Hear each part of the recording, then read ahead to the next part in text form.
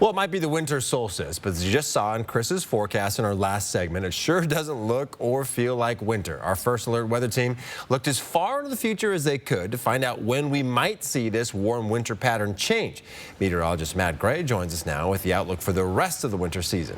All right, thank you, Derek. And compared to a year ago, well, you can see the numbers. They're outstandingly glaring. This winter is off to one sluggish start, and we have had far less snow than on the solstice last year, but that shouldn't necessarily be a surprise. After all, we've been talking about El Nino all year long, and El Nino encourages warmer winter weather in the Pacific Northwest, and that is exactly what we have started to see this month. With 10 days to go, this December is on pace to be the warmest since 1979, 44 years. There's also new forecasts that are coming out for the next 3 months. We're talking about a 55% odds for warmer than normal weather through the months of January, February, and March. And by then, snow season's just about over. Now, despite the climate odds stacked against us, friends, it is still winter.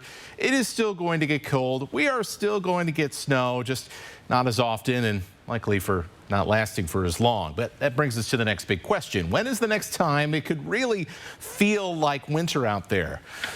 Well, it doesn't look like that's going to be happening for a while. Starting next week, cooler air is going to set up over the east and Alaska, leaving us stuck in the middle with high pressure and the occasional weak weather system transiting between the two areas. The only thing that might eventually make a difference in this pattern is our old friend, the polar vortex. The spike in temperatures is showing up pretty consistently in model forecasts. And if the polar vortex does get displaced, cold air is going to have a lot easier time spilling out of the Arctic. Weather patterns across the northern hemisphere will get a lot more interesting if that does indeed take place. Now, when we see this kind of disruption, it usually takes a week or two to see changes down here at the ground. And that would put us all the way into the middle of January at the earliest for even a chance at some long-term actual cold, actual significant snow.